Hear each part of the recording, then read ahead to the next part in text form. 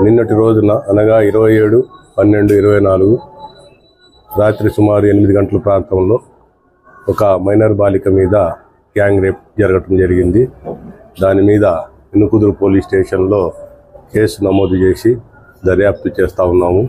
కానీ కొన్ని మీడియాల్లో కొన్ని ఛానల్స్లో ఆ పాప యొక్క కాళ్ళు చేతులు బంధించి రేప్ చేశారని, అలాగే రేప్ చేసిన వాళ్ళు గంజాయి బ్యాచ్ అని రావటం జరిగింది. కానీ అవన్నీ కూడా వాస్తవాలు కాదు.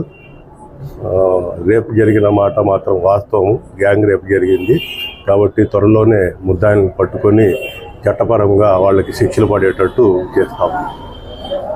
కాళ్ళు చేతులు కాదని మీడియాలో వస్తుందన్నారు. పాపను ఎలా తీసుకెళ్లారని పాప ఏమన్నా చెప్తుందని? పాప కొద్దిగా షాక్లో ఉందండి. మా ఉమ్మన్ ఎస్ఐ గారు కూడా విచారిస్తూ ఉన్నారు. షాక్లో ఉన్నది. మళ్ళీ డీటెయిల్గా విచారిస్తాము అమ్మాయి.